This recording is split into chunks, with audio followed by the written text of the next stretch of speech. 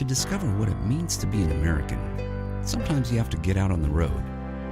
That's where you'll find Fort Bragg Communities of Cumberland County, North Carolina, a place that since the 18th century has lived and died for everything it means to be an American.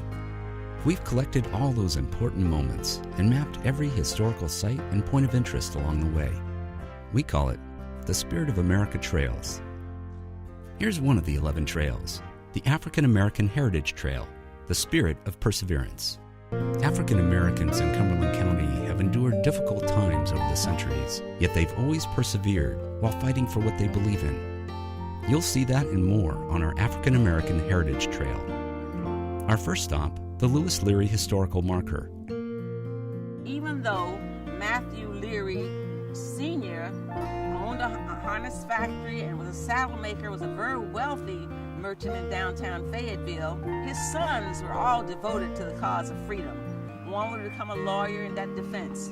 But particularly just before the Civil War, his son, Lewis Sheridan Leary, witnessed a white man brutally beating a black person. And he in turn beat up the white man. And as a result of that, he had to get out of Fayetteville. Here's our next point of interest on the African American Heritage Trail, Cross Creek Cemetery, Brookside. We are at Cross Creek Cemetery, Brookside. This is the side of the cemetery where most notable Fayetteville African Americans were buried. Though the cemeteries were segregated, if you look at the headstones here in Brookside, you will see that they are comparable to or surpass many of those in the other side of the cemetery across Grove Street. Next up on the African American Heritage Trail, the Henry Evans AME Zion Church.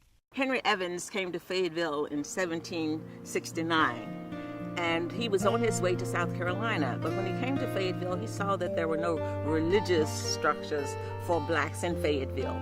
And so he began preaching to the slaves and to freedmen. But whites were afraid that he might be corrupting them. He had to swim through the icy waters of Cross Creek 3 times because whites wanted to kill him for preaching to blacks. But they finally gave up, and then they too started coming to his church. He built a little church out of the logs from an old sawmill that was here.